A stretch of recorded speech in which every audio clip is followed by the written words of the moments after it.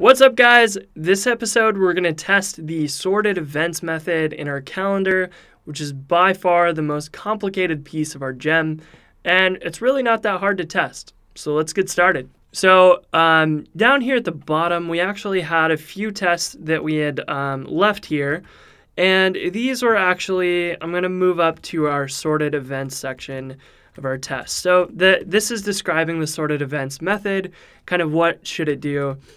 And we definitely need to first make sure that it accepts an array of events and returns those. That'll be key. It'll be kind of crucial to what we're doing. And then the sorting events doesn't really happen the way that we originally were doing this. So I'm actually going to delete it because we're now converting this to a hash instead. And this is really the key test to cover that. And the other thing is that, we're technically yielding the events, but if you look into our calendar.rb file, what we're doing is we're just yielding the local variable of sorted events, and we're not sending it to a block. Like, we removed the block yield stuff that we had before because now you get full control over the HTML template, and that's entirely up to you how you want that to work.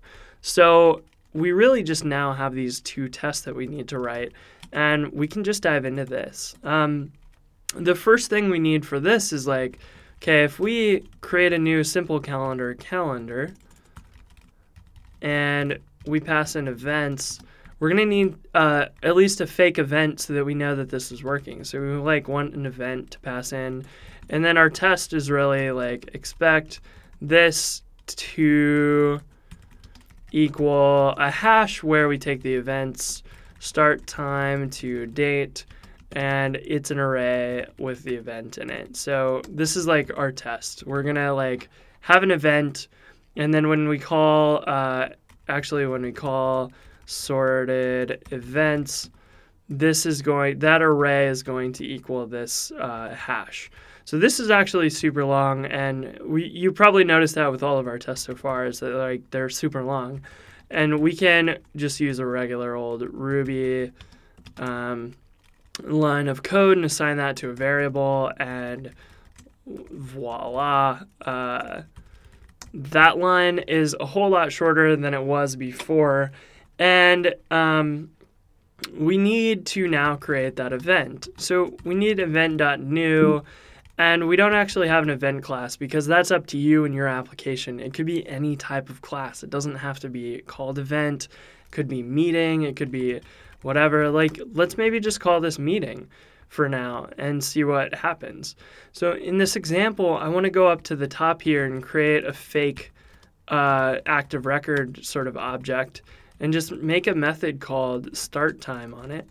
And this really doesn't need to do anything except return the current time.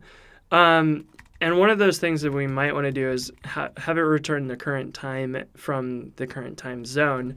But this doesn't matter because this is just in our tests. We don't need to worry about that. However, this really does matter and reminds us that time zones are super important in calendars.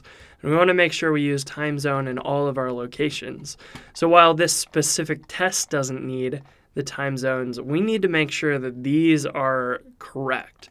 So our test for these, using date.today is fine, but date.today, if you remember, this does not, if you've ever read blog posts on this, don't ever use the date class. Use time.zone.today. and use time.zone.yesterday and so on. Use those above everything else, because if you ever use date, you're probably doing it wrong. And that's one of those things to be very careful with. And I have a blog post up here, elapse.se. Take a look at this. It goes through all this information about time zones, and you're going to need to be very careful about what you do. But the cheat sheet here is the key piece. Do all of these types of date things, but then also make sure that you don't do any of these. So if you do date.current, that appears to be fine, but date.today is not. You have to convert it to the current time zone. And basically, if you use these, you're going to be a little tempted to do things wrong. So you normally are going to want to use like time.zone and work off of that, because chances are you're going to get that right. So be very careful with that. Time.now is bad. Time.parse, date.today is bad. These are just very, very important things, and we need to actually cover that in this episode as well. Before we push this gem, we would be submitting things with time zone errors, and that would be bad. But now we have this meeting, we have the start time, the time zone, and we can just simply create the meeting, which is a fake class, but it does nothing except for implement the one method that we need. And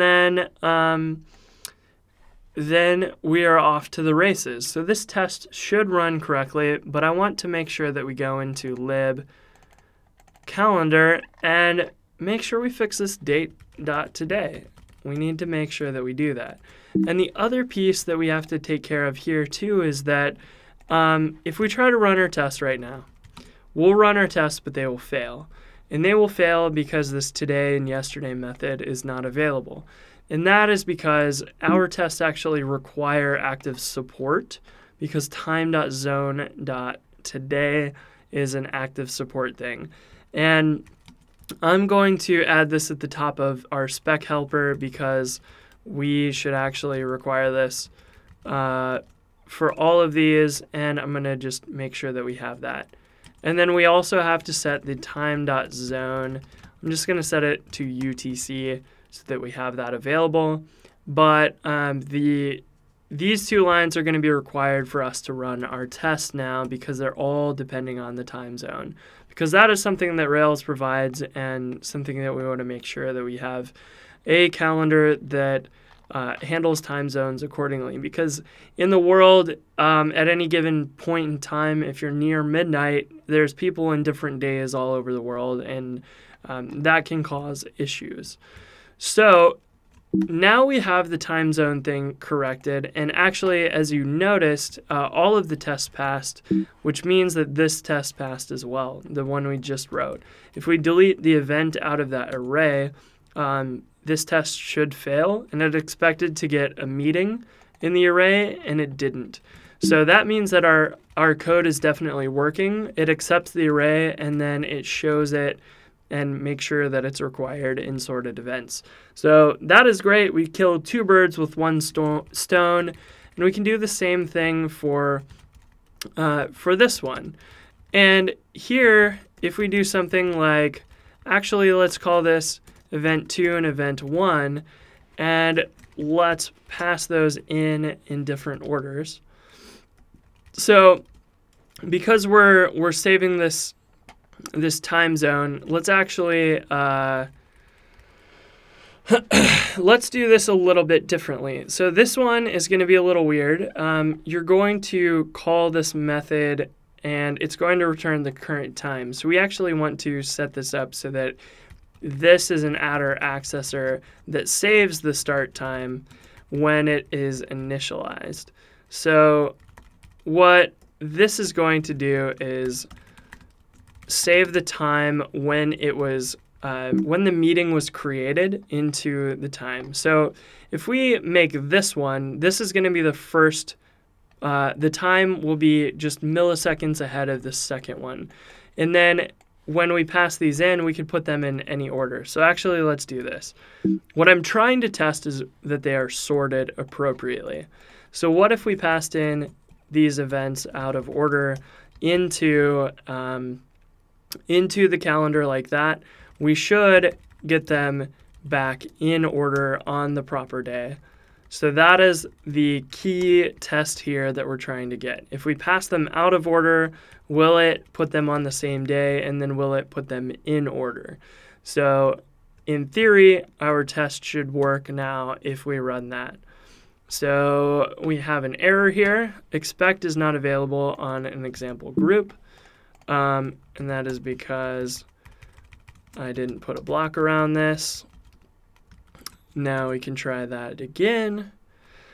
And it worked. So we pass them out of order in, and it sorts them appropriately. And if we change the order, we're going to notice that it is flipped. So it expected these to be in opposite orders, and it is. So this allows us to test that. And then if we wanted to, we could also use like time cop and set different days, and we could have like 3 days ago or whatever, and we could do sort of other things with time cop easier. But the other cheat that we can do is we can accept a time here, and we can have time equals nil by default, and we can set it to either that time or accordingly. So this allows us to do all kinds of things here. So if we have a third event and we say meeting.new 3.days.from now, we can also have this one like this is time.zone.now.end of day. So this would always be the end of the current day. This would be the current time. And then this one will be 3 days into the future. And if we pass all of these in random orders, we should be able to get a much more complicated hash here. So if we take this and expand this out, we should also get the event 3 start time to date equals event 3. So this should have multiple days that it splits up and sorts those accordingly, and tests pass. So this is an easy way for us to provide random times into our meeting, and those will get saved as the start time variable, and we can pass those in very similarly to how we did with the view context stuff for the start date parameter. And this allows us to skip using something like timecop. This is basically doing what that does. It would just freeze the time.zone.now basically for you. So it would be this that always returns the same thing rather than us having to pass something in. But that doesn't really matter because we're building these fake classes anyways. And all of our tests are basically testing the exact same thing. We just like get to skip a whole dependency, which is going to make our code run faster. It'll boot faster, and it's less complex. And you can actually go straight to these classes and figure out exactly what they do. And you can put these, if you don't want them in this spec file, we can move them into like spec helper or have a helpers folder that we require the files in there as well, so that's a little more organized, and you know, this doesn't populate in this file, and we could share those between tests as well. So we'll probably do that next episode, but this is probably the hardest piece of our application to test. This is like we're passing in these meetings and we're trying to make sure we sort them into this hash and all of that. And that was by far the most complicated piece of our application here. Sorted events was, you know, a good almost 20 lines of code. And really, it's the simplest piece of our, it's like one of the more simple pieces of our specs. If you look at the view context, that was more complicated than creating new meetings and testing those. So that is all we're going to cover for today. Rspec is great, but at the end of the day, our tests are just regular old Ruby code. So I wanted to make sure that we covered that today and just talked about all these different things about testing. It's really just a matter of making up some weird situations that kind of simulate the real world, and then seeing if your code outputs the correct stuff. And tests already, you know, help us think through all this stuff. This is a gem that needs to make sure we have all the little edge cases handled, so tests are important for that stuff. If you're doing this in your own application, you may not have to worry about time.zone.now as much, but because we know this is going to be used in so many different areas, this kind of stuff is crucial. So yeah, tests are really great, but you also have to be aware of how and when tests make sense and how they're going to affect your thinking. And we're not really doing test-driven development, as you might have noticed. We're really just writing our code, then writing tests and making that rethink the way that our code works. And that's good. That's fine. We didn't know where we were going in the beginning, and we've come up with some pretty decent solutions to what we're doing. We could like clean these up if you're like, stressing out about how long these lines of code are. But, at the end of the day, like, it's not that bad. And if you dive into any of these chunks, like, you'll realize that it's actually pretty straightforward. We're not doing anything complex here, and that is the key to writing good code. Don't write anything that you can't just, like, easily read and take apart. And that's it for this episode. I will talk to you next vlog. Peace.